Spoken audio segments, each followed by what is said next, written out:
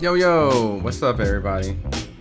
We gonna get ready to, in 10 minutes, get ready for the Caleb Plant Jermall Charlo press conference. I will be playing it, displaying it, showing it,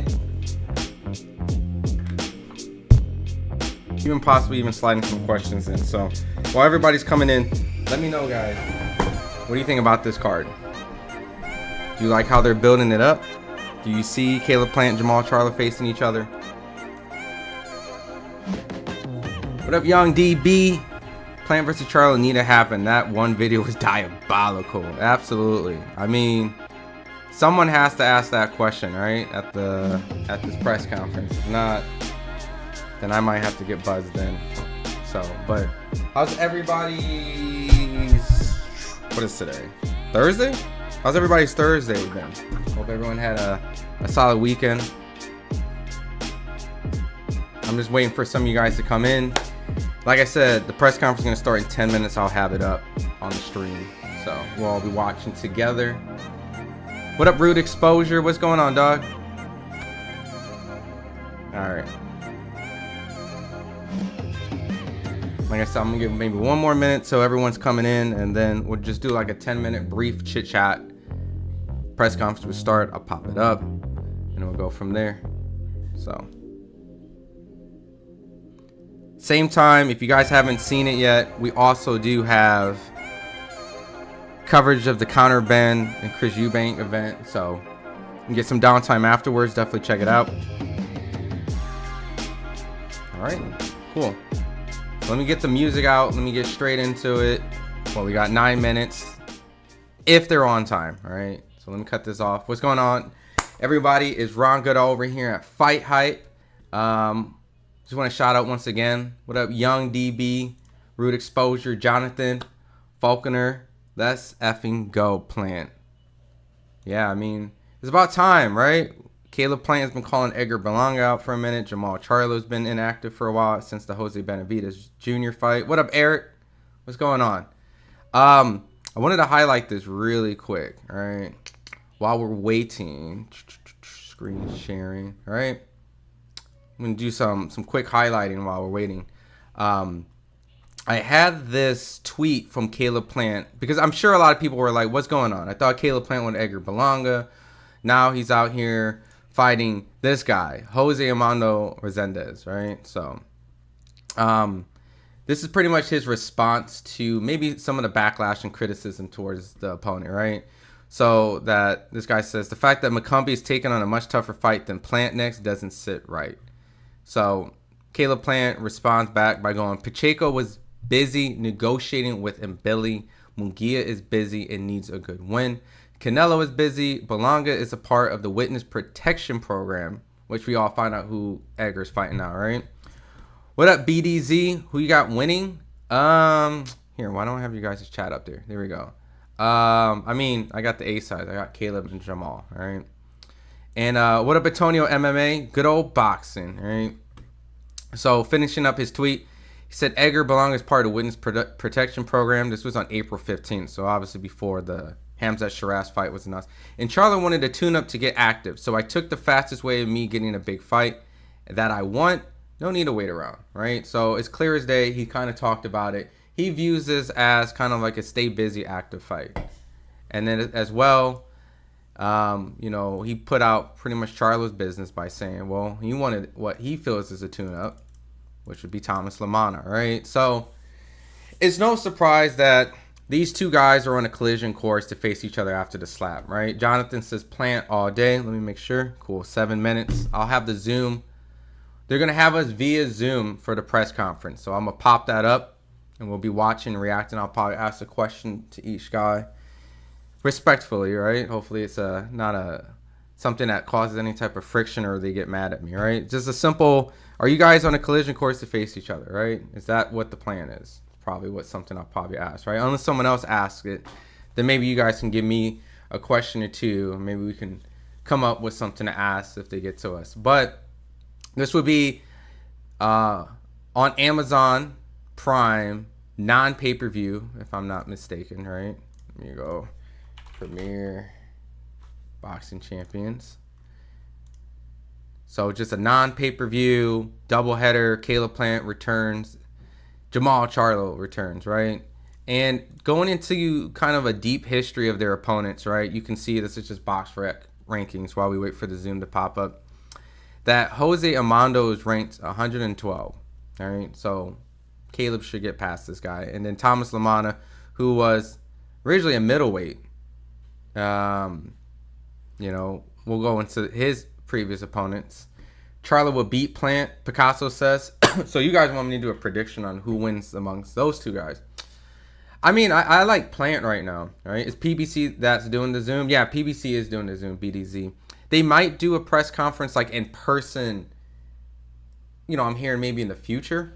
But this is just kind of the first initial just Zoom, right? So they're going to do a Zoom, and I'm sure they're going to do an actual press conference afterwards. So there might be 2 press conferences going into this build-up. But going into Thomas LaManna, Charlo will beat Plant. Without getting to a super big breakdown, I mean, I'll favor Plant right now. I mean, it's just simple activity. Been a super middleweight for a while. His confidence. Just everything, from what I was able to see if Plant was able to do. But just doing a quick deep dive of their opponents, Thomas LaManna is a guy who is coming off, a consistent run of wins, right? Ever since he took his first round loss against Arislan Lara, he's been on a winning consistency with guys who, he should win against. I mean, they're active, 46-15, 25-5, 41. But for the most part, I mean, none of these guys kind of really show like a humongous, crazy resume of like great wins. He beat Juan Abreu by stoppage, which is a person who Charles Carnwell went the distance with, who Boots took 6 rounds to knock out. Mean Machine went the distance. So, I mean, a lot of wear and tear. He's 37 now, but to give you an idea where Thomas LaManna has been kind of fighting, that's the type of level he's been at, right? All right, cool. I'm just keeping a tracker. 4 minutes till I jump into Zoom. So that's who Jermall Charlo will be fighting. And then Caleb Plant's opponent, Jose Armando Reséndiz. He's a guy who's only been stopped 1 time. He lost against Marcos Hernandez, which really isn't really saying too much because Marcos Hernandez, if you remember, was on the contender. And he recently got stopped by Troy Isley. And he got that vicious uppercut knockout from Anthony Durrell. So he lost to him. And then he lost to Elijah Garcia by stoppage, which, Elijah Garcia is a knockout artist. Had a questionable win against Terrell Goucher that we all saw. But that's their opponents. So in my personal opinion, my personal honest brain, is that these are just stay active, come back, tune up, get ready to fight each other kind of fights, all right? Boys Who Cry says neither Charlo or Plant can afford to even go to decision with these guys. If they want to build this fight up amongst, casuals, right? Because hardcore fans, we've been invested. But to impress us, especially I think Jermall more than anything, you gotta get these guys out of there, right? And have a devastating highlight knockout or a great performance showcase. And then they can face each other, right? Picasso says Charlo's jab alone. A healthy, focused, motivated, locked-in Charlo can present a huge challenge for Caleb Plant, and I agree. But we haven't seen consistency from him for a while, so I think this first press conference is going to let us know mentally where Charlo's mindset is at. I know that he's dealing with probably some stuff personal out of life, just like anybody, right? I don't want to get too deep into it. But I'm curious if he speaks on that. Caleb Plant has been in there with better opposition and more consistent better opposition. And, once upon a time, which I felt like Charlo had a great chance of fighting and, you know, challenging a guy like Triple G is when he fought and beat Sergey Derevyanchenko pretty easily. So that Charlo from then went on a year later to fight Juan Montiel in like a tooth and nail slugfest, which on scorecards he won, but I mean, he took punishment. Then he went on a couple-year hiatus. His brother went and fought Charlo, and then, you know, he went the distance with Jose Benavidez Jr., which I know he's a 140-pounder, humongous great amateur background. But, you know, I think Benavidez Jr. has seen way better days, and I think even at that point, that fight wasn't even at 160. It was at 168, you know, because he missed weight. So just the focus is alone that's my biggest concern. So Charlo, Thurman, Tim Tszyu, all back in the mix. Just need Boo Boo back. Yeah, Boo Boo will be back. You know, I talked to him not too long ago. He says, you know, he should be coming back soon. Yeah, fair enough. Yeah, I think it just comes down to Charlo's mindset, because I think Caleb Plant's been extremely consistent. Did Jermall call out Bivol a long time ago? Yeah, he did call out Bivol. And, yeah, he did Derevyanchenko pretty bad. So I'm going to lock into this Zoom right here. All right, I'm going to sit this right here for people coming in who's waiting, who's curious why my mug is on the face, right? I'm just here doing some side commentary. But we're going to wait for this press conference to get ready to go. Here, let me go.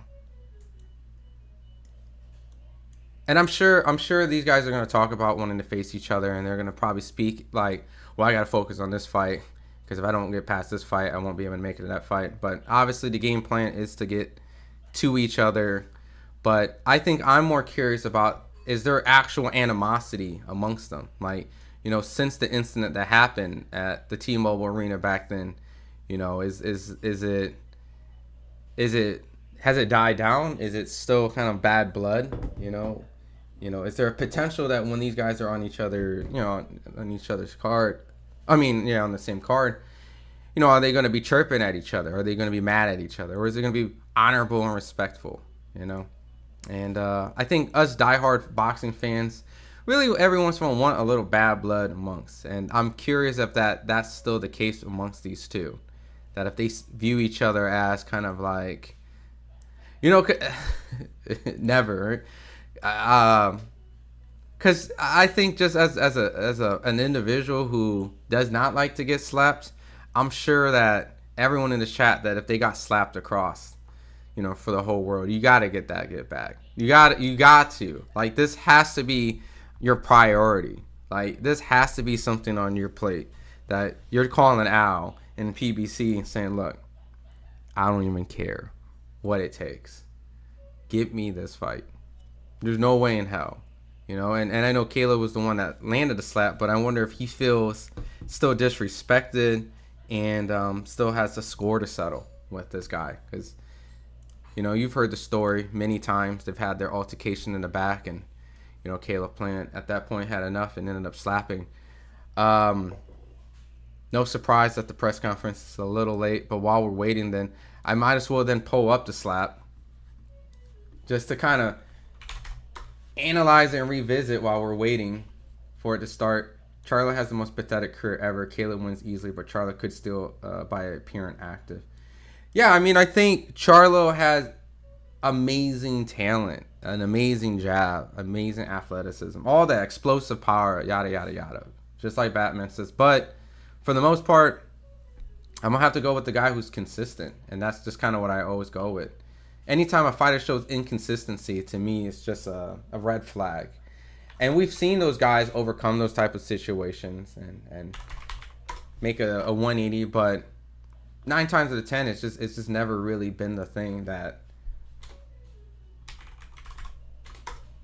Jermall Charlo slap, let me see, has been the thing that resonated with hardcore boxing fans. Is that when you don't show consistency in the ring and out of the ring, you know, why should we show consistency of believing that you'll be able to get it done? So let me see. Mo Slim, my girl gonna pop him before I can do anything. Open hand, at least punch me. Nah, right? It's a level of disrespect, right? It's always this concept of being slapped is a lot more disrespectful than getting punched. And we always know that one slap that when you get on the ear, right? Either if you got it from your parent or like, I don't know, that open hand slap on the ear that stings, that kind of makes your eyes watery a little bit. You just rather get punched sometimes, man, right? What up, Jay? Shout out JBT. Yeah, you guys are doing your thing, man. Appreciate you coming in. Yeah, we just waiting for this thing to start. Appreciate you coming in, showing support. I think Charlo said he deserved getting slapped. Yeah, I mean, based off the story, it sounded like Charlo antagonized Plant for a while, and then it kind of was at a point where he kind of was kind of in his own doing, right? Just got slapped and kind of was like, damn, got my ass. You can see in the body language, right? I mean, I'll have to pull up the slap. I mean, first I even got to see if we even have the slap itself on our... Oof. Man, hold on. I'm going to have to pull this on Twitter, man. I mean, we've all seen the slap, so... But there's always someone who hasn't seen the slap, so... I'm going to have to pull it up, man. There we go. Someone has the slap on Twitter. Alright. Alright. I mean, it's always this Shannon Sharp page that always has it, right? There you go.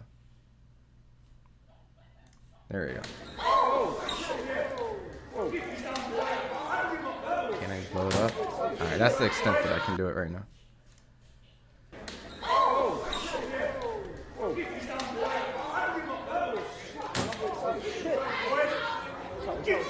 And you can see Plant is visibly pissed. Charlo just kind of walking up right now, kind of like... There's Jordan Plant, there's Caleb Plant's wife. Damn. But a fan caught this on camera, and this was all at the Earl Spence and Terrence Crawford fight week. And I remember everything was going down that week was crazy.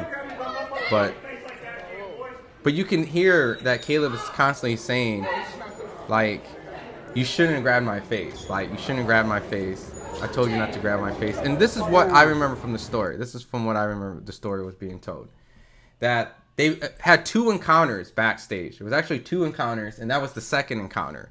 So, pretty much, Charlo was kind of antagonizing him in front of his lady. And then he would actually, you know...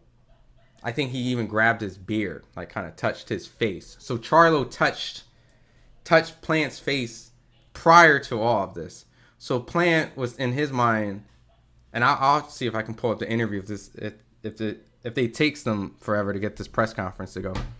But he pretty much said like, hey, the next time I see you, it's on site. And that was on site. So he saw him, walked up, you know, pretty much slapped him. So...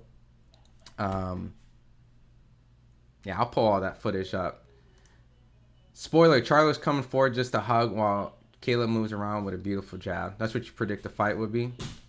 I don't know, man. Caleb showed levels a little, you know what I mean? He showed a little bit in that Trevor McCombie fight. Like, I expect him to box, right? But I wouldn't be surprised if he wanted to engage at times. Like, you know, make a statement against Charlo.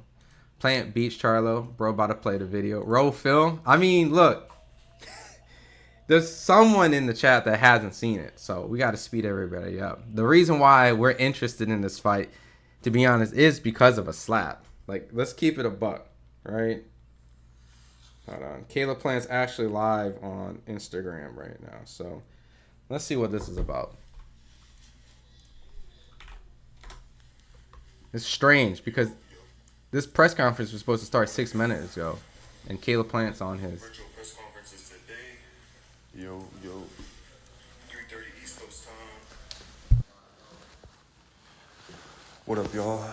Recording in progress. All right, thank you very much to the media joining us wherever you are around the world. We are very excited about a big night of PBC Championship Boxing that comes your way on Prime Video on Saturday, May 31st from Michelob ULTRA Arena at Mandalay Bay Resort and Casino in Las Vegas. We have 2 of the sport's most exciting fighters that are going to be co-headlining.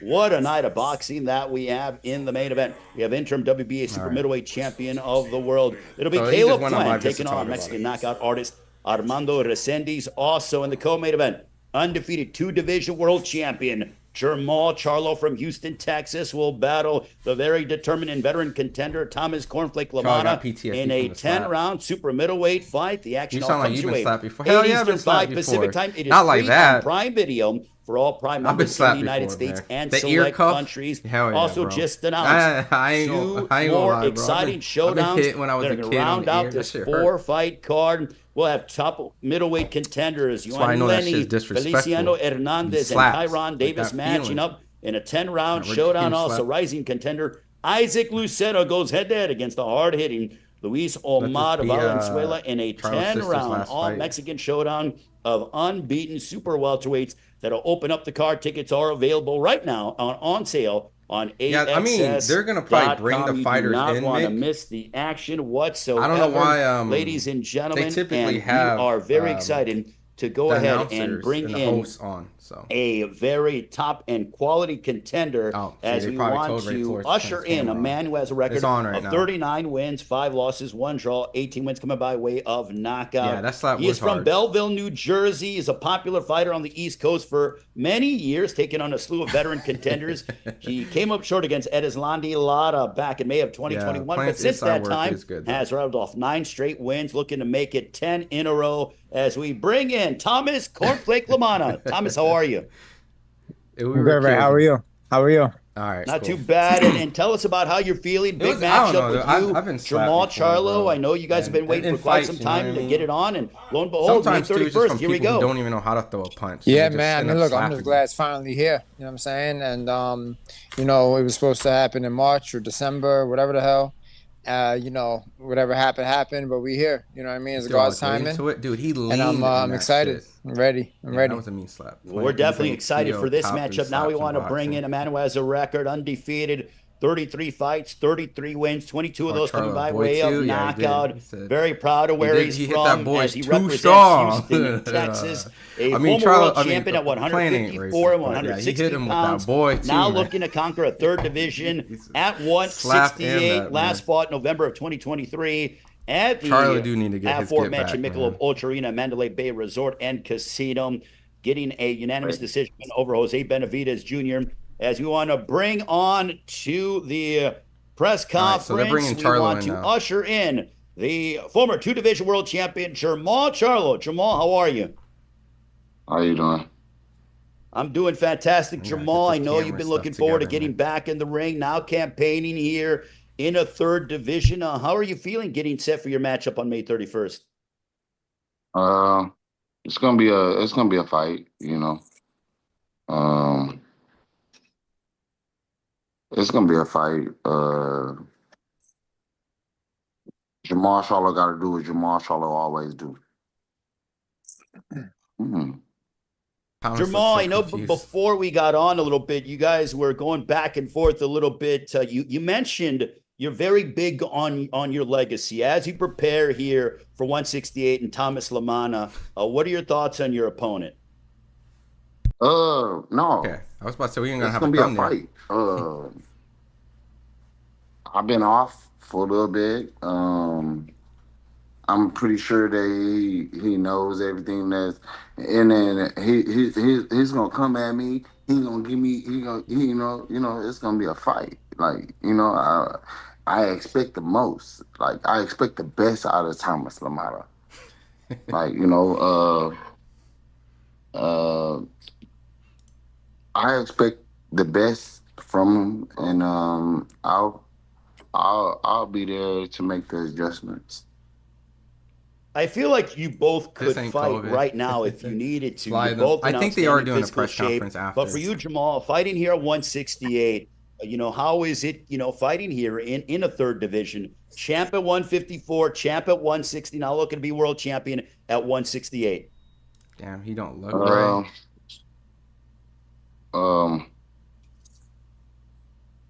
Honestly speaking, I just feel like this part of my life is just it seems like life is life, you know. LaManna not gonna take me away from my goals and my dreams, and I'm gonna I'll stand in the I'll stand in the paint. I don't know if he know what that means, but I'll stand in the paint with you. What do you feel that means, Thomas? I don't know. He right. I don't know what that means. All I know is right. We'll be there. I'll be there. He'll be there. A fight is a fight. We gonna rumble, and we'll see what happens.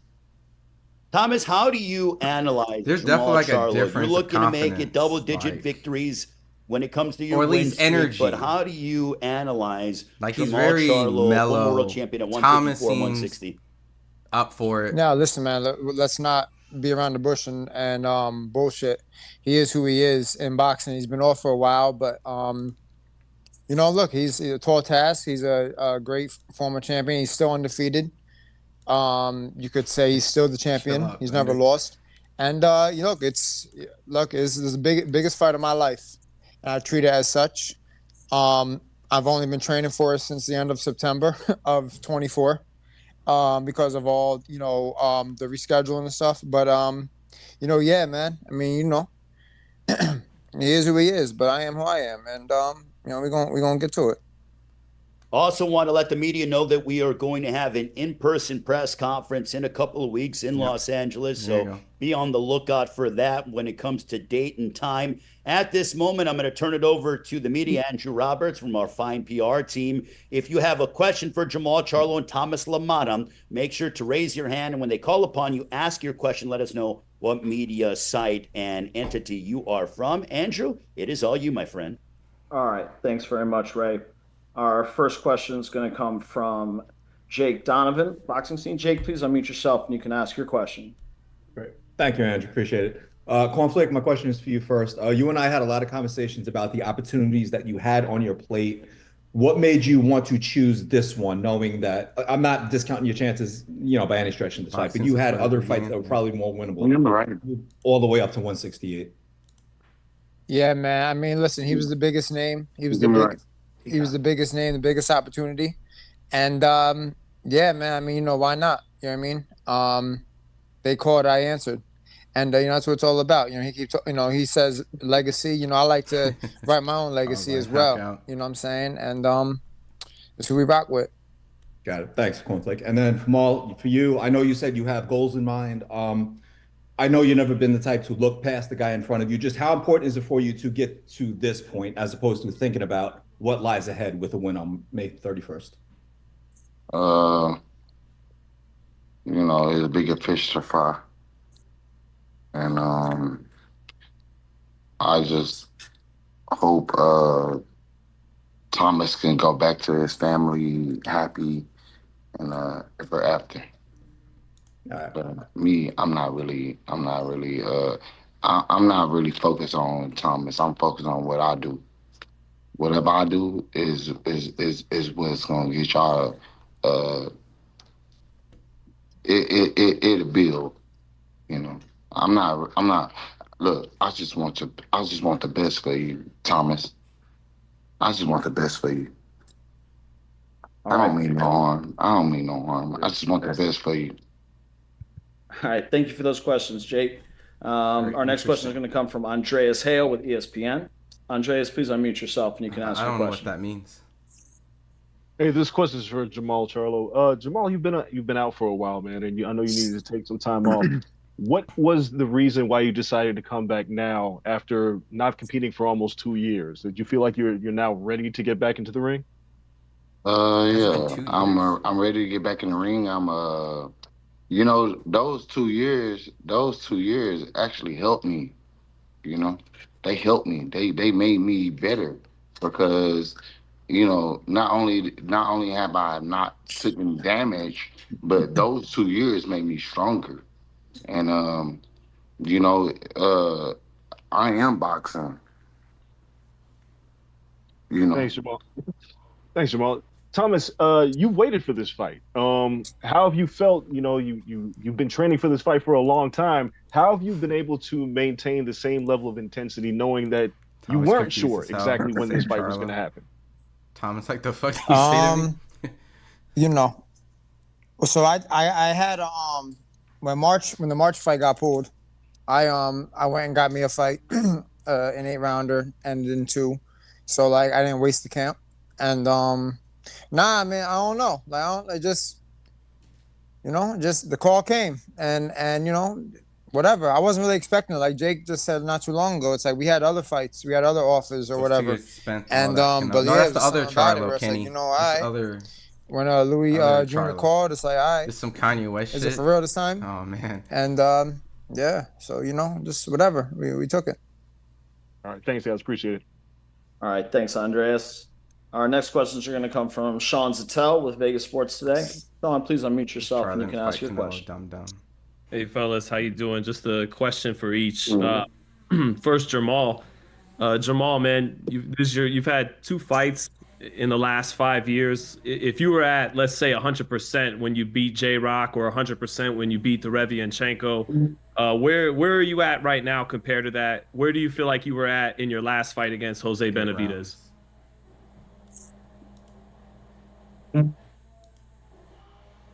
I'm sorry, say it again. You know, you've had 2 fights in the last 5 years. If you were at, let's say you're at 100% when you knocked out Julian Williams or when you beat Derevianchenko, what are you at right now compared to then? And what were you at for the Jose Benavidez fight, you feel? Right now, technically, honestly speaking, I'm back at 100%. Like I feel stronger, I feel better, I feel no, I'm fully back. Like the team is better. Everybody around me is like understanding. Like I feel like everything is coming into place like perfectly. You know, like Houston back on my back. Like I got them on my back. I could carry them now. Like I'm better now. Like it. Yeah, I had some like, you know, chaos going on, but it feels better to like not have to deal with that no more. So like the problems that I had, they're no longer like involved with my life, and my life has got better, and everything is smooth. It's smooth right now. So like Thomas, I'm gonna beat your ass. You do know that. Okay, I'm back. That's a little I'm bit back. old Charlo He back right there. He back. So that shit don't bother, bro. Remember I don't all that fuck, shit bro. you talking about. All that shit you talking about. I'm like if when I knock you out, that's a whole 180. I'm a step on your ass. All right, we'll see. Are we gonna see? So keep talking. Keep running your mouth, Mister. Keep running your mouth. Watch. I'm gonna show you. That's what he say. I'm gonna show you. You can't fuck with me. I'm gonna show you. All right, Sean, did you have one more question or no? Yeah, and thank you, Jermall. Thomas, you know, you've talked about your rebuild. You've won 9 fights in a row, 4 by knockout since losing to Lara. You can't fuck with me. He won 9 fights. He did this. Nigga, I'm a spit on your ass, nigga. When I get to you, don't say nothing. This is like I'm too emotional, champ. Well, go ahead, Sean. I'm gonna show you how much emotional I am. All right, you're right. Go ahead, Sean. I'm sorry, bro. I enjoy the passion between the fighters, so it's all good. But what do you think you've actually gotten better at in the ring in those 9 fights? The nigga bum. The nigga's a bum. Right. All right, so you fighting a bum. All right, so you fighting a bum. You a fucking fuck bum. Is you talking about? You a fucking bum. Fuck is you talking about, bro? You a like, fucking shut bum. Up. Like, nigga, you up. a fucking shut bum. Up, bro. You want to be black so bad. You want to be black so bad. Yo, there's some. I don't know, guys. Yo, so Sean, to answer your question, listen, right? Experience, right? I mean, every single day you learn something new, right? You ain't got no experience. You okay? Facts. You're right. All right, so Sean, every day you learn something new, right? There's definitely a difference of like demeanor. You know what I mean? That just changed, and I wonder what the best lesson in life is experience, I guess, right? So, whatever, you know what I mean. These fights were just sorry guys. The fights were what they were, but you know, I got more comfortable. You know what I mean? I fought more in 2 years. You know, these 9 fights. You know what I'm saying? Whatever, man. I'm letting the homie get to my fucking head right now, bro. He sounds like a fucking weirdo, bro. Dude, like, chill. I hope I answered your question, Sean. Just, you know, it's make me chill. And make me chill. Make me shut up, man. Like what? Right. Thank you very much for those questions, Sean. And thank you all to both Jermall and Thomas for answering those questions. With that, I'm going to turn it back over to our Ray Flores to wrap things up with our first pair here. All right. Well, I greatly appreciate it. Thank you to the media for asking questions to both Thomas LaManna and Jermall. Right. You know me, right? I know both of you guys, and I can't wait for May 31st. You know me. You know how I'm coming. You know how I'm coming.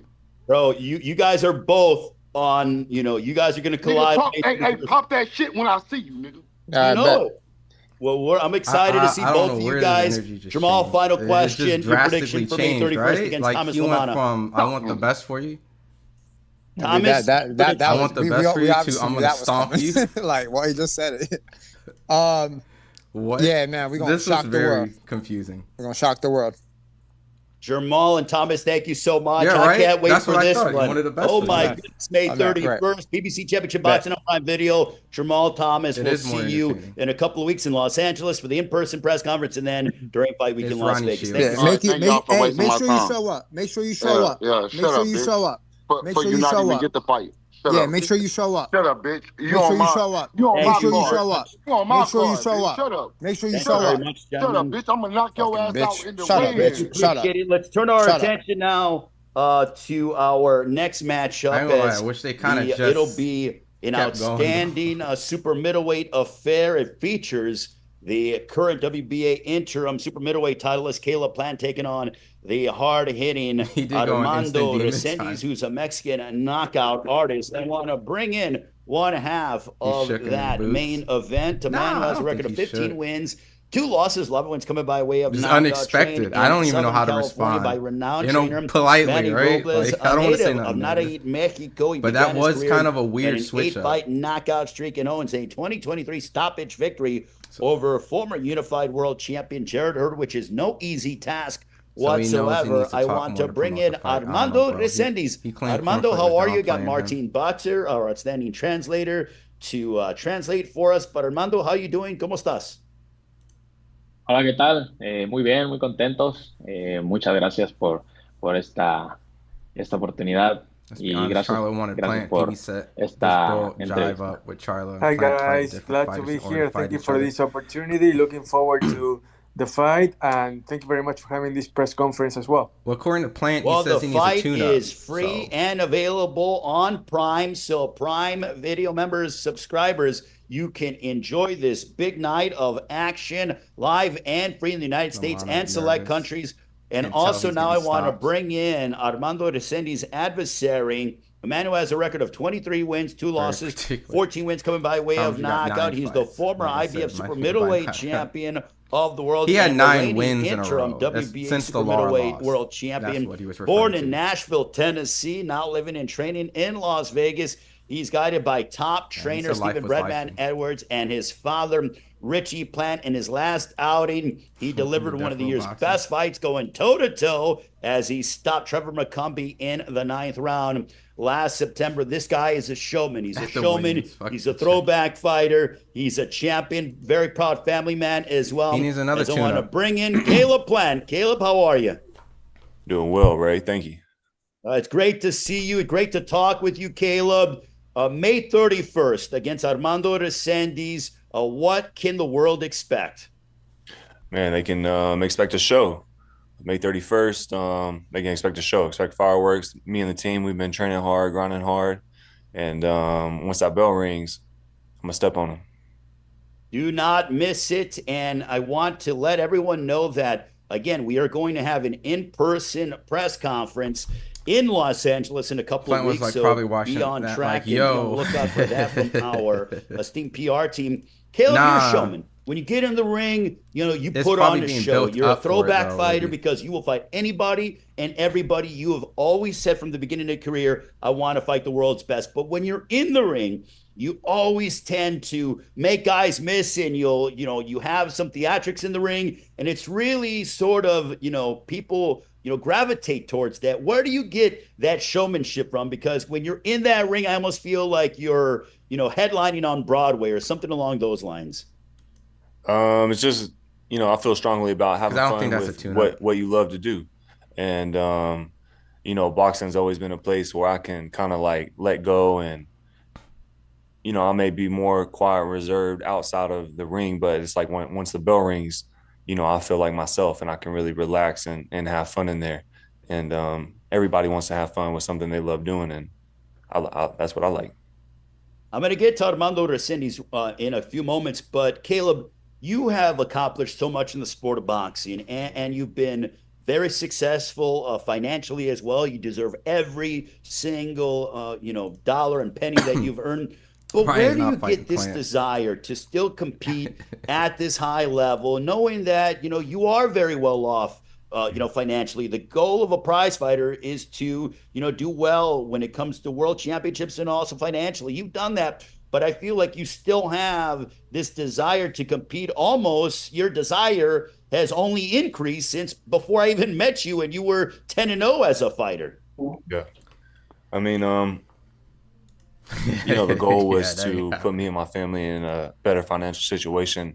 Obviously, hopefully get to a better financial situation than with the one I grew up in.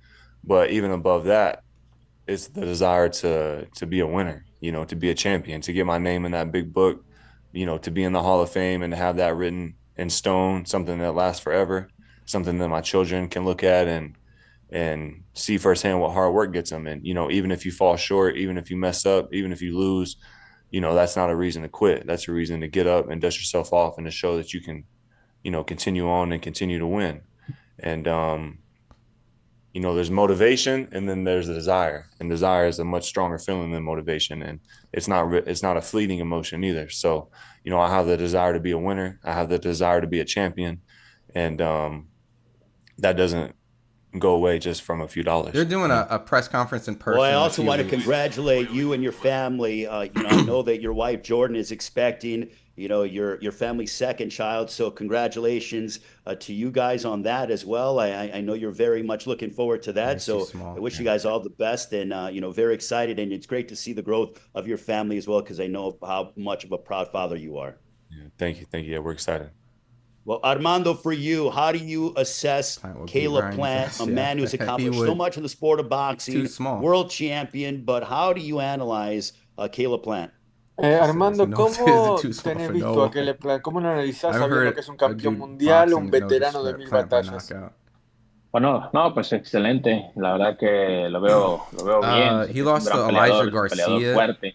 Es un peleador de élite. Honestamente, creo que uno de mis sueños siempre ha sido pelear contra los mejores, porque esa es parte del objetivo, y pues va a ser una buena pelea. I see him in excellent shape. Caleb Plant is an elite fighter, someone that has accomplished a lot in this sport already. And I'm excited because my dream and my goal has always been to fight against the best. And I feel like this is making that dream come true. And fighting against Caleb is going to be a great show on May 31st. Before I get ready to turn it over to the media for questions for both Caleb Plant and Armando Reséndiz, I want to send a special happy belated birthday to Brittany Goosen-Brown, the vice president of TGB Promotions, who was involved in the promotion for many outstanding, memorable PBC events. So happy belated birthday to Brittany Goosen-Brown. I'm going to turn it over now to Andrew Roberts. Questions from the media. If you have a question, wait for Andrew to call upon you, then come out with your question. Let us know what media outlet you are from. Andrew, it's all you. Thanks very much, Ray. Our first question is going to come from Ron Goodall with FightHype. Ron, please unmute yourself and you can ask your questions. Awesome. My question's to Caleb Plant. First and foremost, I know you put out a tweet kind of addressing kind of a lot of the fights that you wanted, and you kind of explained how, Pacheco was negotiating with Mbili, and Munguia was busy, and Canelo was busy, and Edgar has a fight. But you also mentioned that Charlo wanted a tune-up to get active. I just want to just ask, kind of maybe a soft confirmation that you get past your opponent. I know that you're not looking past them, but if Charlo gets past Thomas LaManna, the card seems to be built up that you guys. We're not doing that. We're not doing that. We're not doing that. We're not doing that. Hey, Thomas, you had your time to talk, so that question wasn't for you; it's for me. So respectfully, Caleb, respectfully, I do respect me and you are cool. Me and you are cool. Facts, we never had no issues. But I'm gonna ask you respectfully to shut the fuck up and let me. You done your job. Let me do my thing. All right. Yeah. Let me say something. You're 100% right. I don't want to disrespect you. You got your turn to say something. No, it's okay. Yeah, but we're not doing that. You gotta fight your mans. I gotta fight Maul. So it's a disrespect to me as well. You understand me? But right now you're disrespecting me. We're not doing that. But right now we're not doing that. We're not. I have no intent to do that. I have no intent to do that. Who gives a fuck what you have intent doing? All right. Well, look, you do your thing. I'm doing my thing. All I'm saying, we're not doing that though. The answer is after. And watch your mouth too, bro. We're not on that. Or what? I said we're not on that. Look, man. Ain't nobody talking to you right now. The plan is if I win or when I win,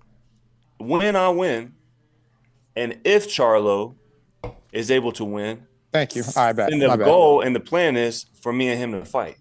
So I don't give a fuck what you and Jermall got going on. You guys can figure that out when the bell rings. That ain't for me to figure out.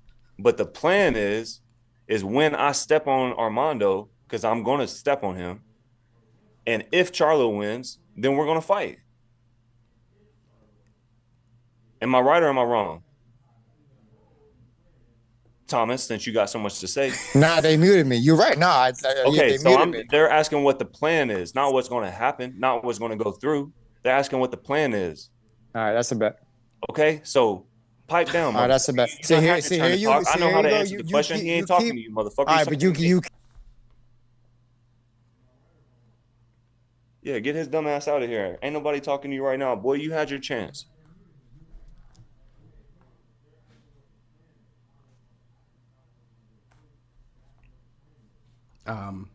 Yeah, that was it. All right, great. Thanks very much, Sean or Ron. Our next questions are going to come from James Bell with the Boxing Source. James, please unmute yourself and you can ask your questions. All right, thanks, Andrew. First question here for Armando. Given that you had fights against Jarrett Hurd and Elijah Garcia, what did you take from that or those two fights leading into this one here against world champion and Caleb Plant?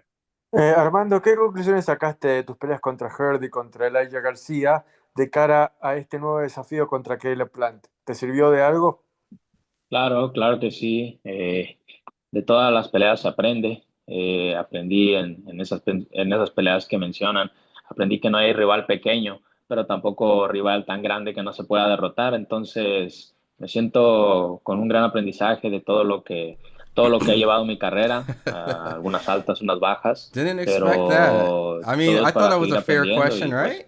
Con la fe en Dios siempre y vamos para adelante. Was that a fair question? If, como buen mexicano. If things work out in that fashion, like right? a good Mexican fighter that I am, that seems like the plan, right? Put my best foot forward, and I have faith in everything that I do, and I put my faith in God as well. As far as the previous fights that I had, every single fight is a learning experience. I thought it was a fair question, right? Like it seemed like an obvious question to ask, right? The fights against Hurd and Garcia if they both realize win, that there are no opponents that are too small, but that you never have a boogeyman that right? they have to fear. So I'm gonna be ready for this challenge, and the fights that I've had in the past are gonna allow me to be even stronger. I mean, this time around. That's kind of what we all expected this card to be. These two guys to fight each other, right? Legacy and your desire here being as a fighter.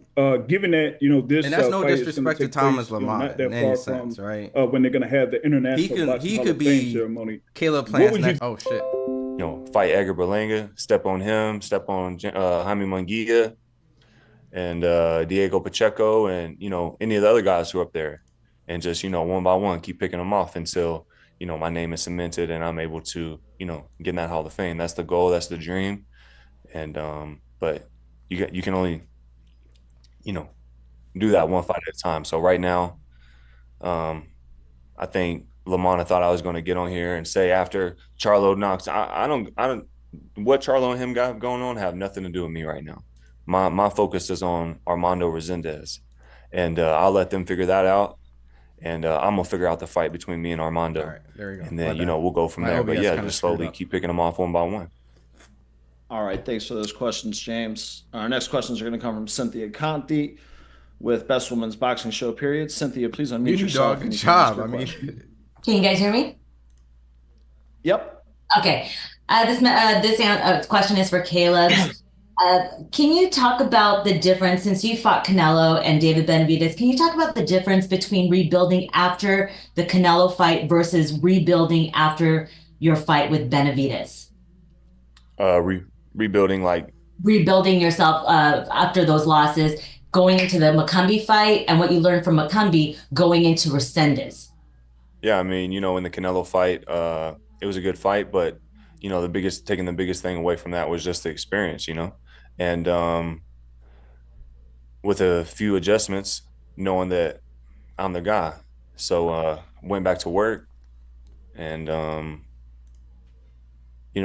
for some reason, I feel like some fighters, they lose and their confidence is shattered, and 125 UFC maybe their confidence was fake to begin with. I don't know, but a loss has never stripped me of my confidence or made me feel like I couldn't accomplish what I wanted to. So I got back to work, got knockout of the year against Anthony Durrell, who's the two-time world champion. Then in the David fight, the Durrell fight was a great experience as well, but the David fight, things was going really well the first half of the fight, and he started to take over the second half. He's a big guy, and also he's got a lot of skill and a lot of ability. He's a great fighter, but taking that experience into the Trevor Macumbi fight, being able to stay cool and calm regardless of what was coming my way, and make adjustments, which a lot of fighters aren't able to do, and handle business in fashion there. So Armando knows me. He knows how good I am. We've sparred before, and we sparred a couple times, and he knows I'm the real deal. Okay, and for Resendiz, he just said that him sparring.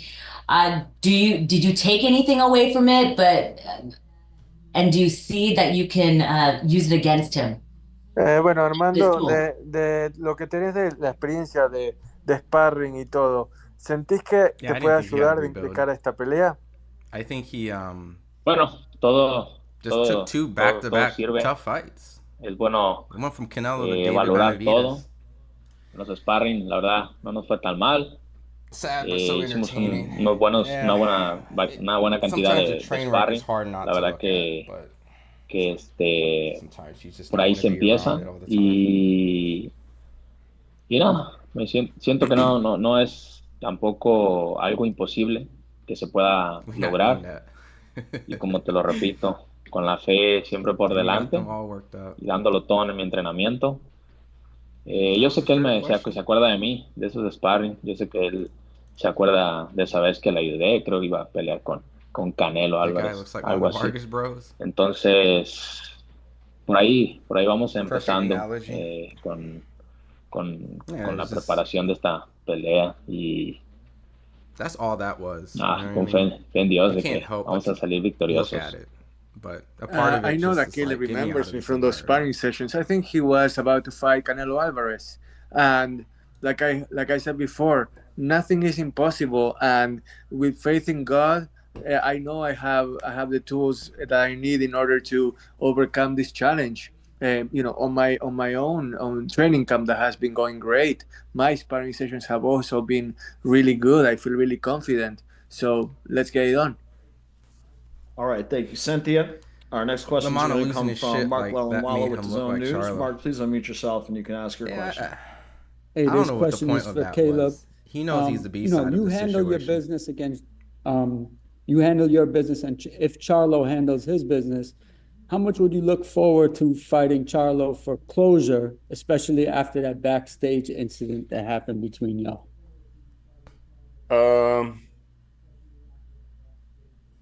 I feel like I have closure in this situation. I feel like I'm the one who closed that situation up. So, but I'm always looking to face big names in the super middleweight division, and he's a super middleweight now, so he's one of them. But other than that, I don't really care anything about that fight right now. It's not important for me to want that fight or focus on that fight. I'm not going to be distracted by the fight that's in front of me. There's been a million fighters in the past. They put them on the same show. Yeah. They say, hey, if you win, you get to fight each other. And they're so busy thinking about the next fight or the big fight or whatever they want to call it. And they wind up not even winning the fight in front of them. And I won't make that same mistake. I'm focused on Armando Reséndiz. I know he's training hard to come and take my spot, but that's not going to happen. And I know it, and he knows it. That's the answer I thought I was going to get. All right, thanks, Mark. Our next question is coming from Harrison Campbell with the Tennessean. So Harrison, I got to thank Thomas for actually spicing it up. So I'm not even mad at him for that. Caleb, you obviously have a lot of experience on the biggest stages and main events. Kind of what factor do you think that experience is going to play in this fight? Experience plays a huge factor in every fight. And experience isn't something you can buy. It's not something you can borrow. You got to go through the fire to get it. And I've done that. Caleb Plant did kickboxing. And it was a kickboxing. I've been on the biggest stages in boxing. And like I said, each time you get more experience in those big fights, you get to carry it over into, the next fight. Good legs, similar stance. I got too much experience for Armando. I'm too fast. I'm too strong. I'm too slick. I got a good team behind me, a great team behind me, and Brad, my dad, Rich, my strength and conditioning coach Tony, and we're the A team. We're coming to win, and we're going to win. Appreciate it. Best of luck to both of you guys. All right, thanks, Harrison. We'll try to get to a couple more here. I really don't know what type of level IKF is, but he's won that a couple please times. Unmute yourself, and you can he's ask definitely your done kickboxing. Thanks, Andrew. Caleb, I honestly can't remember the last time you had an opponent that there was no beef. Unless Armando completely flips and goes uncharacteristically heel. Can you remember the last time where you you can go into a fight not worrying about having a beef with your opponent beforehand? Been a minute, right? I'm not really a fan or fond of anybody standing across me. I've put in, I've had to go through a lot to get here, in the ring, out the ring. And when someone's in front of me trying to disrupt that, trying to mess that up for me, when I have big plans, I take that personal. Now, a lot of my past opponents, I feel have really went out of their way to come at me, which I feel like that's kind of what you're speaking to. But I'm built for stuff like that. I wouldn't say that it bothers me, So, again, Armando, he thinks he's going to beat me. That's enough right there to piss me off. So he knows who I am. He knows how I'm coming. Got it. And then my final question for you. So Canelo is off in Turkey land. He's going to be there. He's probably going to retire over there. As we've seen in the past couple of weeks, all the other super middleweights are circling around each other. Diego Pacheco didn't want to fight Billy, and Billy didn't want to fight the guy from France. None of these guys really want to fight either. What opportunity do you see where you can absolutely become the bank at 168 and that everyone has to come to you and that you become the face of the division, whether it's a Canelo rematch or once Canelo decides to call it a career? I think the first thing would just be winning impressively on May 31st and then seeing where the landscape is and seeing where we can move next. And but nothing happens without me getting my hand raised in fashion on May 31st. So I think first things first, handle business against Armando and check the landscape and go from there. All right. Thanks very much, Sheikh. Our next question is going to come from Cesar Seda with Boxeo Urbano Network. Cesar, please unmute yourself. You can ask your questions. Yes. My question is for Caleb Plant. Caleb, I see you all confidence and it's supposed to be like that, but this is a young lion. I know you sparring is not the same.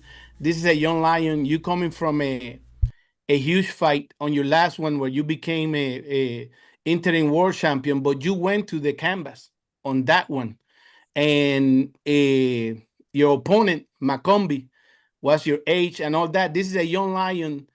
You don't think if he found his way, it's gonna be a different way around?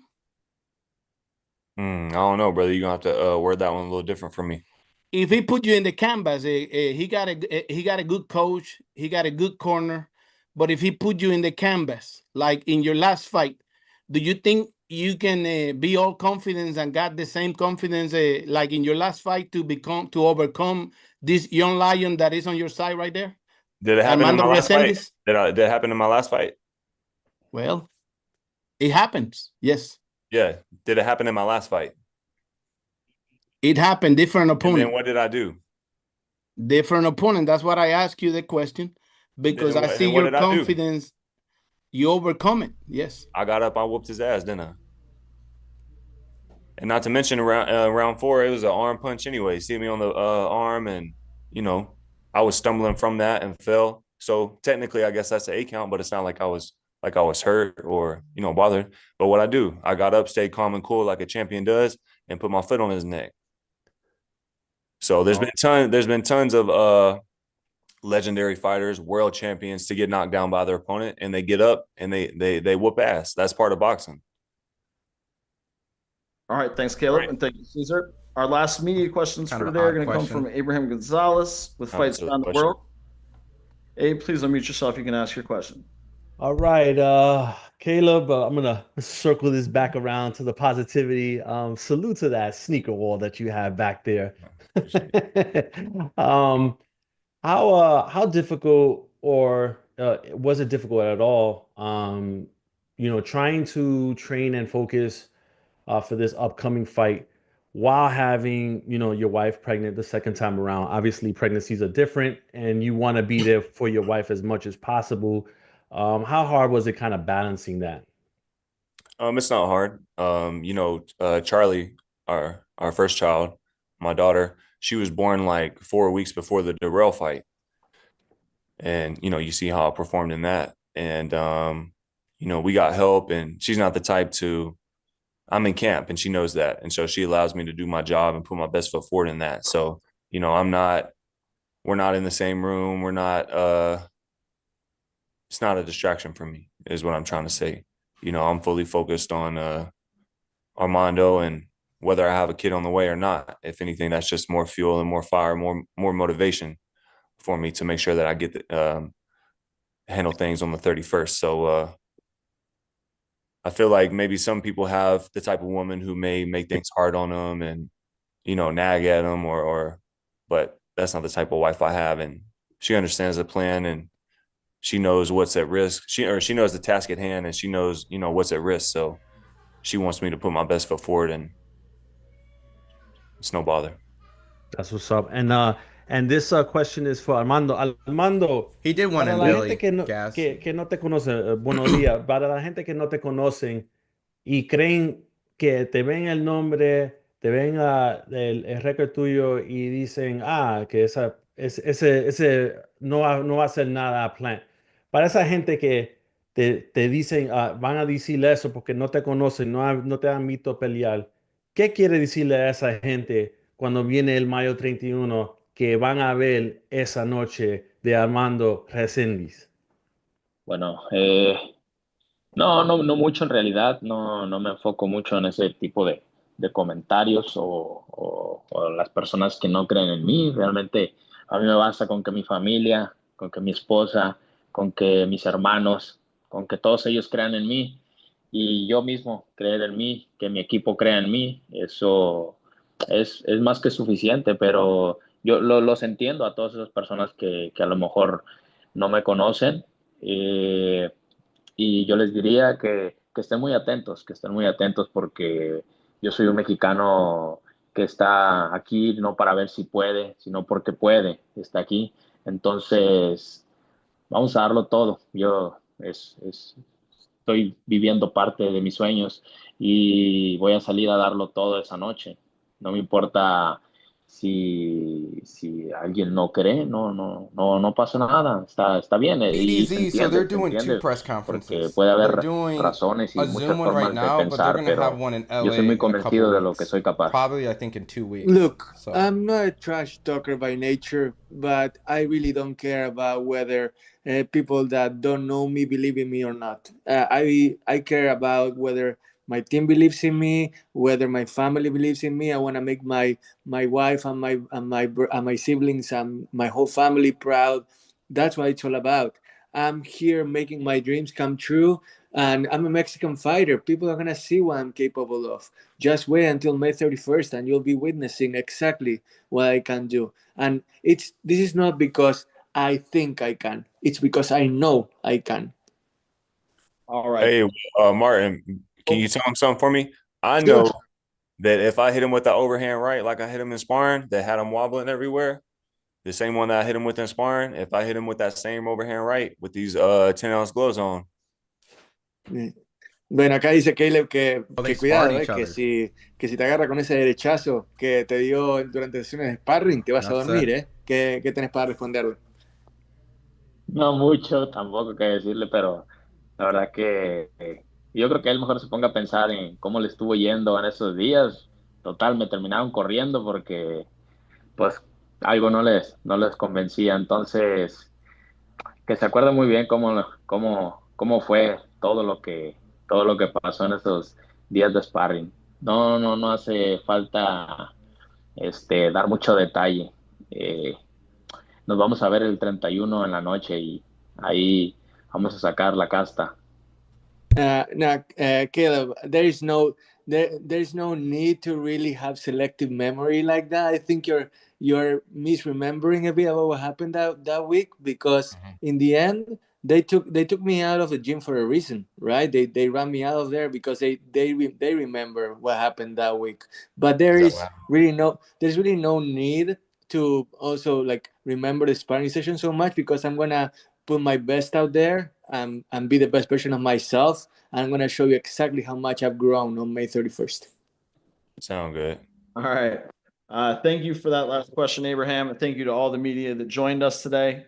Thank you to both Caleb and Armando for taking the time. With that, I'm going to turn things back over to Ray Flores to wrap things up and get closing comments from the fighters. Thank you very much, Andrew. Armando, on May 31st, it is PBC Championship Boxing on Prime Video, free and available to Prime Video subscribers. You do not want to miss it. It comes your way from Michelob ULTRA Arena at the Mandalay Bay Resort and Casino in Las Vegas, Nevada. Armando Reséndiz, your prediction for your matchup against Caleb Plant. Armando, ¿cuál es tu vaticinio para esta pelea contra Caleb Plant? ¿Cómo termina la pelea del 31 de mayo? Termina con el toro levantando la mano. Primero Dios. It's gonna end up with the toro, the bull, with his hand raised. God willing. Caleb, how will the fight unfold on May 31st? And still. Greatly appreciated, champ. Good luck. We appreciate it. Also want to let everyone know that there will be an in-person press conference in Los Angeles in a couple of weeks. Be on the lookout from our PR team. And then we look forward to seeing everybody in Las Vegas. Caleb Plant, also Armando Reséndiz, Jermall Charlo, Thomas LaManna. Thank you so much. And thank you very much to the media for joining us. Enjoy the rest of your week, everybody. Have a great one. Take care. And we'll see you in Las Vegas. All right. I mean, we got a lot more than what I thought, right? I thought we were going to have a nice chill press conference, right? I thought, Jermall kind of showed me what I thought he would be. Zenned out, mellow, calm. It started out like that, right? I wish you the best, Thomas LaManna. I really do. But it was a matter of time where things started clicking in his brain, and all of a sudden some trash talking started coming in. So I was heavily entertained by the trash talk, I'm not going to lie. But after a while, enough is enough. So they are going to do another press conference in a couple weeks, which is very interesting now, right? Because when you think about the dynamics that's going into it, right? Because, you said I done start a fire. I didn't even think that was a crazy question. I mean, to be fair on Caleb Plant, like I talked to Caleb Plant. So imagine you having an interview and you're talking to someone and all of a sudden someone just crashes into it, right? And I get it. If this was on a press conference stage, he would have been up there and he would have heard the question. So I'm assuming it would have been in that type of setting, but I was addressing a tweet that Caleb Plant kind of set out there, right? So, there's obviously a soft confirmation that maybe this is one of the guys that she wanted to fight. But now this is what we're going to see at the press conference, right? You got to be rage baiting. I mean, imagine putting Caleb and Charlo on the card and nobody asks, is this kind of a setup for you guys to potentially finally fight each other? Is this what we're eyeing? Like, is this kind of what we're kind of hinting at in the near future, right? I don't even think that was even, I know what a rage baiting question was. I don't even think that was a rage baiting question. I just think it would have been a question that honestly I would have been criticized, or anybody would have been criticized. Like, nobody asked them, are they going to fight each other? Yeah, it seems obvious, but nobody's going to ask them that. So clearly it was the question that needed to be asked to either one, right? Charlo didn't get asked that question. They only got, what, 3 questions? ESPN, Sean, Zattel, and then Jake Donovan. So it was only Andreas Hale, Jake Donovan, Sean Zattel. Only 3 people asked that. So in that question, I knew you weren't rage baiting, but with the question, it was fair. Yeah, no, for real. I mean, I know what a rage baiting question is, right? Like, trust me, we're media. We know how this goes, right? I shouldn't have for the one that guys comment. Oh, okay. Yeah. So this is what I'm expecting now from this Zoom to kind of affect the press conference now, right? Because Charlo is now turned up and now he has beef, essentially. Like, when I see you, I'm going to beat you up kind of attitude. And Thomas LaManna, they kind of got into it. I'm expecting them to be now heated when they see each other at that press conference in a few weeks. And now, since Thomas LaManna kind of inserted himself, which Caleb kind of was like, yo, we're cool, yada, yada, but I'm being asked a question, so shut the fuck up, right? And, blah, blah, blah. There's a little friction now that I wasn't actually trying to intend to create, right? I was just trying to kind of cut a promo for that. If Charlo and Caleb do win, then there's some footage of them talking about the fight in their most recent card. You know what I mean? Like, we have footage of them talking about it in the past, but having them to talk about it in more of a recent time is just fresher footage. Like, we reuse those footages to build up and promote. So, but now, I don't know. Like, I don't know. Caleb, to me, every time I've talked to Caleb and been around Caleb, and just my personal opinion, Caleb's always been a cool, calm guy for the most part, right? I haven't really seen him flip his lid or kind of trip out, and, and I don't have a bad relationship with Caleb. So, I mean that in the most respectful way. And I even kind of threw in a gimme in there, was like, I know you're you're not looking past your opponent. So, I'm just asking, is this a potential soft confirmation of a potential fight, And I expect him to be like, well, I can't look past my opponent, yada, yada, yada.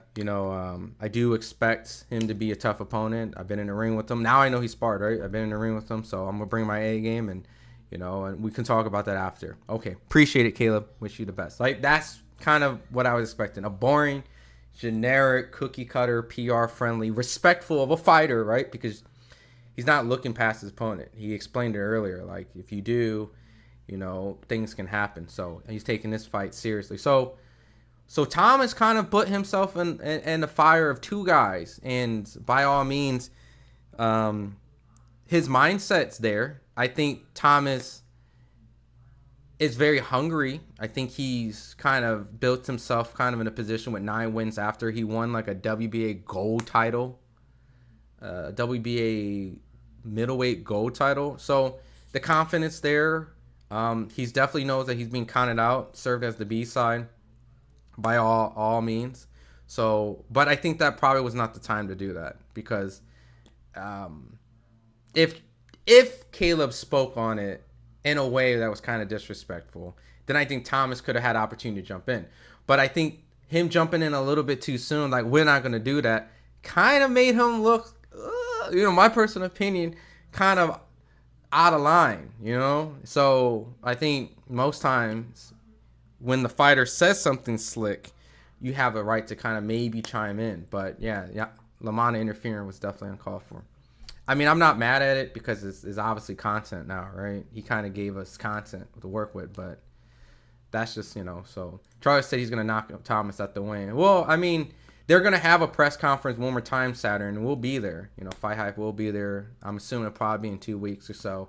So just expect that when the press conference is announced, and there's a press conference in person going down in LA, which it will be, there's going to be some friction between Thomas, either with Charlo or Caleb. I'm assuming more with Charlo. But if Thomas kind of keeps that very high energy that I'm going to show you guys that I'm this guy and yada yada, then maybe it's good for him to make some noise, because to be honest, let's say that he does beat Charlo, all right? And I know a lot of people aren't expecting to beat Charlo, which is possible because Charlo had even confirmed life has been lifing, and he's now had to get himself back together, and he's good. He's good, but for the most part. Real quick, just to chime in on your guys' MMA boxing debate, all right? I see it. I've just been kind of letting it go by. From a guy who studied boxing and, you know, forms of other combat sports like taekwondo and wrestling and things of that nature. Really, it just comes down to just who's able to get their game off first. You know? I mean, look, if you put a boxer only who knows boxing into a space where other people is familiar how to do takedowns and things like that, yeah, you're going to give them an advantage, right? You put an MMA guy in boxing, the boxer is more likely to have the advantage. The cases of comparing world champions of other sports, I mean, Kali Holmes was a kickboxer, you know. Francis Ngannou started off boxing, you know. I mean, these people are going to default naturally to what they first came into. And, you know, that's why Francis had more success in boxing than some other people, because he was a boxer first. That's why Holly Holmes had more success in mixed martial arts, because she was a kickboxer first. But at the end of the day, man, like, if you put a boxer in an octagon, they're going to be at a really disadvantage when it comes to takedown. But remember, at every fight in MMA, it always starts on your feet. So anyone who's standing on their feet, who can strike, has an opportunity to knock somebody out, right? I just don't like comparing MMA and boxing because it's like ping pong and tennis. As much as similar as they are, as like they use, you know, some sort of racket and they hit a ball over a fence. They use so many different type of techniques that differentiate the two, that you can't just bring Serena Williams and have her expect her to beat like a Chinese ping pong, you know, Olympian. And you can't take a ping pong Olympian and expect her to just go out and just, you know, it's just they're similar in the aspect of what you need to do, the end goal, right? But there's so many intricate details that are different. I just don't even like breaking that stuff down because they're different. They're just completely two different sports. As similar they are, they're different. It's like getting rugby and football together. They're different. You know, they're completely different sports. As similar as they are, they require two different things. So, but can boxers have success in MMA? We've seen it. Has MMA fighters come in boxing and have success? We have seen it. And I'm not just saying that as like on a high profile level. I mean, we've seen, what's his name? Clay Collins or whatever, the ESPN Top Rank guy. You know, he was an MMA guy who had a lot of success in boxing. You know, I wouldn't say a world champion level, but, you know, but even when you look at smaller weight classes, a lot of the smaller weight classes are guys that do Muay Thai and kickboxing and, you know, so for the most part, it's just these people have to dedicate themselves to the craft. And if they're willing to dedicate themselves to the craft, any fighter has a chance. But a person who had more time than the other person, yeah, then you're probably more likely to give that guy more of a chance. But Holly Holmes, who was kickboxing from the start of her like combat career, she's gonna have ultimately a lot more success than a lot of other boxers. And that's what I'm just saying. Like, it's really just how much time you put into it. And like you know, you bring up Clarissa Shields also did her thing in MMA too. Yeah, but she's facing like competition that's at par with her. But you saw what happened. Her success in MMA is primarily still boxing. The second that she's able to get on her feet, she's dominating the girls. The hand speed is insanely different. But the second she gets on the floor, that's when trouble happens. So the amount of time that she dedicated herself at Jackson Wing was probably most likely to takedown defense. So her takedown defense skill was shown where she was capable of competing based on the amount of time she dedicated. I bet you if she dedicates more time to MMA, she'll get better. So you just have to match them to competition. But at the end of the day, right, it's just too much to even like nitpick, right? In 2025, dudes still debating boxing MMA. I'm over that. I'm over it. You know, I've seen James Toney get choked out. I've seen Conor McGregor get toyed with by a guy like half his size. You know, I've seen Randy Couture going in and sleep an older heavyweight MMA guy, and then I've seen Francis Ngannou arguably beat Tyson Fury. Like, you have a case for both. You know, I've seen Holly Holmes destroy Ronda Rousey, but then get choked out by Miesha Tate. You know what I mean? Like, okay, you know, I've seen, you know, Conor McGregor started off boxing first. You know what I mean? So obviously, what is Conor McGregor's best attributes? His striking, right? His distance, his, you know, his southpaw stance. He knocked out Aldo with a boxing left hook or a strike. He toyed with Eddie Alvarez with boxing, like, you know, with a little bit, obviously, takedown defense. So at the end of the day, man, like, it's kind of pointless, you know? You match them up to what they stylistically are good at. And let's not take no surprise that we know what MMA guys are good at striking and what good guys are good at MMA. Takedown defense, right? So they match those guys up in a certain fashion. Striker versus grappler, or striker versus striker, all right? So, and we know that at the end of the day, striker versus striker in MMA is probably the most exciting moments in MMA, all right? So, but like you said, MMA fight starts in their feet, so boxers could clip an MMA guy before they attempt to take down. They could win, but it's not likely. Yeah, so I mean, it's gloves are light in MMA, so a boxer could stay on their feet doing damage. Yeah, I mean, it's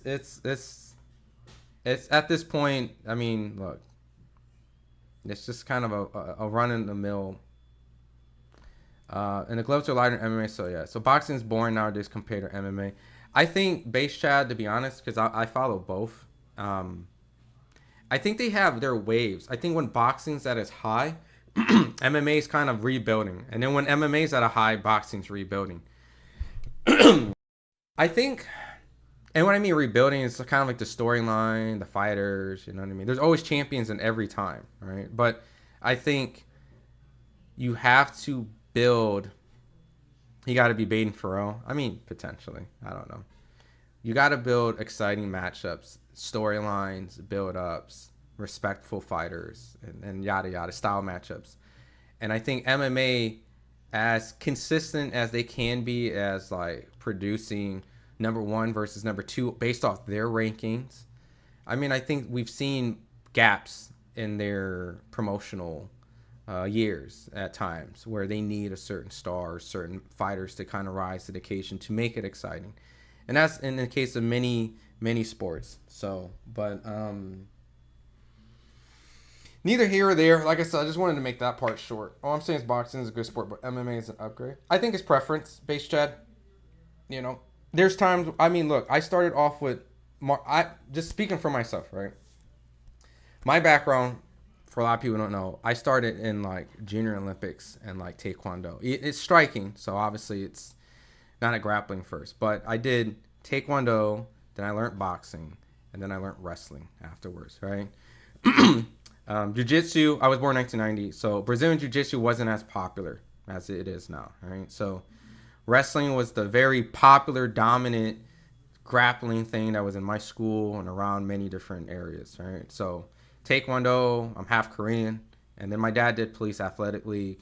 When police was involved into trying to bring kids into the gyms, they teach them how to box. So obviously, yeah, he's a troll. We don't block people here for anyone that says. I'm just engaging in the conversation because I know it's been going on in there for a long time. So I'm willing to participate. Oh, you're half Korean too? That's what's up, BDZ.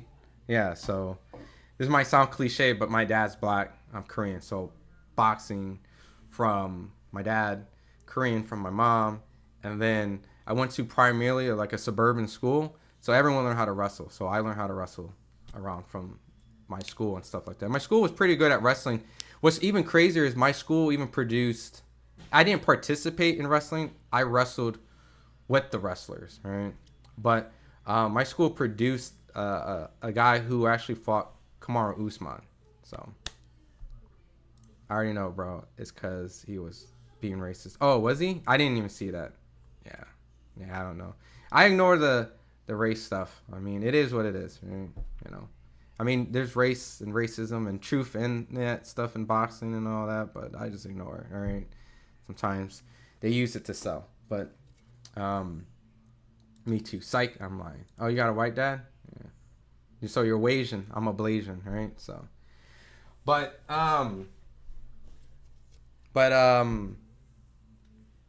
yeah, I don't know, man. I try to be respectful, but some of these guys in the chat really acting like, nah, yo, base Chad, you know that ain't cool, bro. FightHype, we don't ban people, but we ain't got to use those terminologies. You know what I mean? Especially like base, you come around here, right? As a black guy myself, right?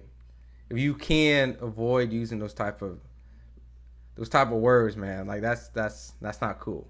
You know what I mean? Yeah, I mean, I think MMA is right now in a real building stage. Personally, I don't really think the hype for MMA as a promotional company like UFC and PFL and all that has been as exciting as the last couple of years. You know, you have to be a hardcore MMA guy to be into it. But amongst casuals, I think I think it's kind of died a little bit. Yeah, you know what I mean? Like, if I appreciate it, just, you know what I mean? And also, you can have respectful dialogue with the chat. You know what I mean? I get it if they match the energy. Nah, bro, he said that shit twice. I mean, we don't ban. Like, we just don't ban. Like, that's just, it is what it is, right? You know what I mean? I mean, if he goes and says some wild stuff, like, look, I'm giving you the benefit of the doubt. Base chat apologize, so like I'm gonna give him that, right? But if he gets too crazy, I'm gonna time him out. But we don't ban. You get day timeouts and stuff like that. So, yeah, they're still looking for a star, and I think this is what I mean by like MMA and boxing as a sport will always have champions.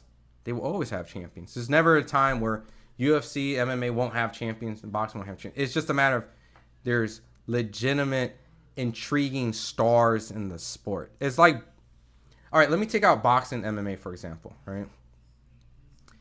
Yeah, no, fights are always trending, base chat. I think, but it's like, what I'm saying is like, it's like NBA will always be around. But what happens when LeBron James is gone, right? Like, what happens if LeBron James is out of the sport? Or when Kobe was out of the sport? Or Michael Jordan was out of the sport? NBA would still go on. There would be exciting NBA matches. NBA will still trend, but they will lose a big fan base of casual fans. Yeah, I know y'all crazy for the crash. So what happens to the sport is they look for someone to bring up the casual level, which will eventually transcend the sport. I feel like MMA had fighters that was transcending the sport for a while. And when those fighters lose or take a break or yada yada, then that's normal. Just like boxing. When boxing had Floyd Mayweather, Sugar Ray Leonard, Muhammad Ali, Mike Tyson, you know, they would be transcending the sport, right? But when Conor McGregor, Ronda Rousey, you know, to a certain degree, certain matchups like would peak Conor and Khabib.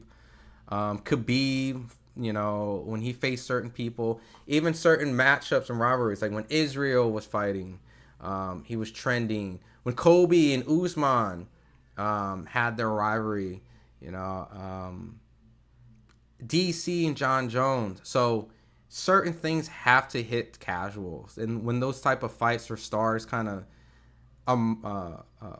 Cyborg and Amanda Nunes and stuff like that.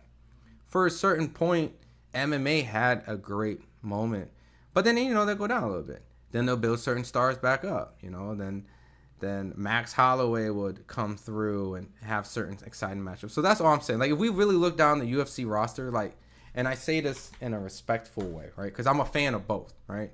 So it's not coming from a only boxing mindset. It's coming from a person who watched, studied, been to UFC fights, covered UFC events. Here's a prime example. Masvidal and Nate Diaz was not the best versus the best, but it was one of the most talked about MMA events, which even kind of overshadowed Canelo versus Sergey Kovalev, because those were transcending stars, where when you really think about it, Masvidal and Nate Diaz really wasn't championship level of a fight, but it was a star-studded event where you had to watch it, where they had to create a fictitious the BMF belt. You know what I mean? So, let me go to my screen sharing. Last pay-per-view was Pete Volk coming back, Paddy Pimblett fight. You know, Base Chad, I think that was kind of an exciting card. But to me, I still feel like that was a hardcore, maybe a little bit casual, because Volk, right? Paddy Pimblett versus Michael Chandler, right? You know, that's kind of interesting. But you needed Chandler to make Paddy more exciting. You know, Volk's opponent really wasn't, it was more Volk, all right? So if I look at the lineup, their pound for pound star Islam is a good fighter who may not really transcend in the American market, but transcends against like, you know, the Russian community, the diehard MMA fans, but still hasn't really transcended the sport. Flyweight, Merab. Sean O'Malley, ironically, was transcending. Merab beat Sean. So Merab has to start again. I mean, start that kind of bantamweight stardom, because people aren't really checking for Merab as a casual. People chimed in for Sean O'Malley because of his personality and what he was doing outside of the ring, the people was calling, the people was beefing, and him and Tank and Devin. So boxing fans knew Sean O'Malley, but boxing fans might not even know Merab beat him. You get what I'm saying? So I would say all UFC events are pretty equal as a competition wise, right? If that's what you're saying. But yeah, you're right though. UFC peaked in the GSP Silva era. Yeah.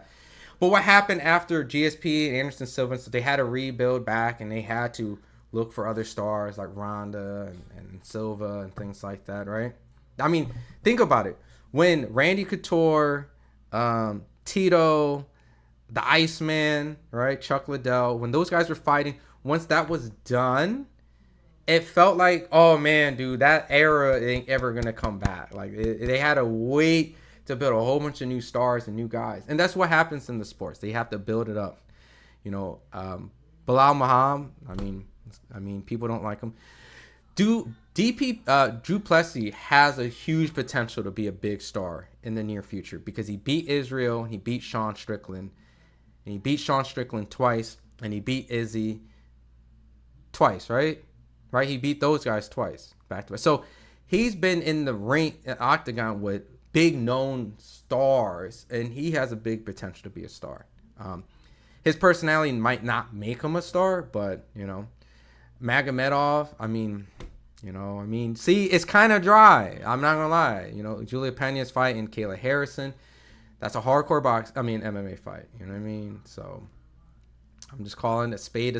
So John Jones versus Tom Aspinall might be the casual friendly MMA event that will probably peak casual fans. But other than that, that's all. You know, I go down that rabbit hole just to kind of say, like, we're just watching boxing have some names and they're fighting each other, and then when they don't, MMA typically takes over, and when MMA doesn't take over, boxing usually has a resurgence. So I will watch them all of them, but they all intrigue me, not just one guy say kind of fight. Yeah, well, because you're a hardcore BDZ like me, right? You know, so yeah. See, Mo's like, who? He doesn't even know any of these dudes. Why would I care about them choking me out? I'm not an MMA fighter. I don't like rolling around on the floor with men, just like any world-class boxer would send your nose bone through your back of your neck. Yeah, I mean, it depends on what they're capable of doing, right? I spent way too much time on that debate. But anyways, look, I'm just going to end the stream with this. Very interesting Zoom. A lot more than I thought. I did see a chance of Jermall kind of blowing up. Because, you know, that's Jermall. Jermall tends to kind of talk a lot of trash and get upset. But, nah, I'm just kidding, bro. You're good, Mo. Bugsta, what's up, rubbing balls? You guys are crazy. Anyway, Jermall popped off on Thomas LaManna. I was hoping Thomas LaManna had a little bit more energy, but he was probably thrown off. We'll see. Yeah, pictogram. We'll see those guys probably in a couple weeks at a press conference. I'm sure it'll get spicy there. And then I didn't expect Thomas LaManna to jump in on my very basic question of, hey, you want to fight Charlo, right? But it spiced things up there. So I'm looking forward to 2 weeks. I think the Zoom was a precursor or a prequel to what we're going to see. Maybe we'll get some trash talk, and maybe Jermall will get re-energized. But for what this is billed, it seems like it's billed that Jermall has an opponent, a middleweight who's came up in weight, who hasn't fought anyone as elite as Jermall since his loss in the first round against Arsalan Dulara 9 fights ago. So we'll see, you know. And from that point, Caleb Plant is fighting a guy who's very familiar with, someone who he sparred, and he even predicted that he'll hurt him with the right hand, you know, giving him a precursor and a warning since after they sparred. And Caleb has definitely been a guy fighting top, competition. You know, so I favor those two guys. The one, though, I do feel like if there is a potential upset is the Thomas LaManna. But it's only because the fact of, you know, we got to see where Jermall's head at. So, but I'm going to head out. Yo, what up, Naj? Caleb Plant versus Cornflake? I mean, they built it up already, right? Caleb told him to shut the fuck up, right? I thought it was bad timing for Thomas to cut in on that simple, very basic question. I thought Caleb was just going to be on some, you know, I got to focus on my fight. You know, I'm not going to look past my opponent. Sure, I would like to fight all these guys, but I'm not going to make the mistake like all these other guys. So, you know, I got to handle the task at hand. You know, stuff like that. So, but it's obvious. Caleb wants to smoke with all these guys. But if Cornflake can do it, then, you know, we got to fight right there, you know. I know people are going to say the two white guys facing each other, but hear me out. If Thomas LaManna can beat Jermall Charlo, then that's a fight that I would love to see. Set it up, right? But I just don't think it will happen. You know, the question is, does Jermall have an amazing performance or a subpar performance? And just like the Benavidez fight, he had kind of a subpar performance, and we will see. So, but I favor those two. Just, it's obvious the card is built for them to face each other, and we'll leave it at that. Caleb be rolling around handing out smacks. Yeah, I mean, he said it, Buxton, in the press conference, the Zoom. He said, I mean, I already have my closure, so what was done then was, I'm at peace, bro. I got what I needed. So, anyways, y'all, we got a whole bunch of content dropping from Conor Ben and stuff like that. I gotta go out to New York next week for this Devin Haney, Ryan Garcia Tio, stuff like that, and then obviously I'll be doing some lives for all these fights. So, but you guys take care. I got some interviews dropping and some surprises on the way. So you guys, appreciate you guys always checking in with your boy, as always, man. And as always, you guys stay as boxing and MMA fans, right? So, all right, cool, y'all.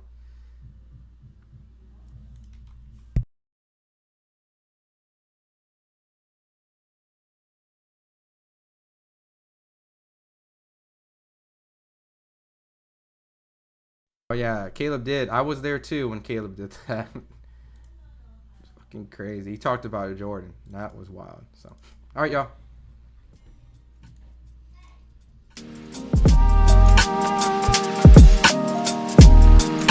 All right, Bugs. All right, Base Chaz. Appreciate you playing nice. All right, Mo Slim. All right, Naj. Shout out to Cigar Talk. Shout out to the Devin Haney interview, man. Keep that. K-Bop.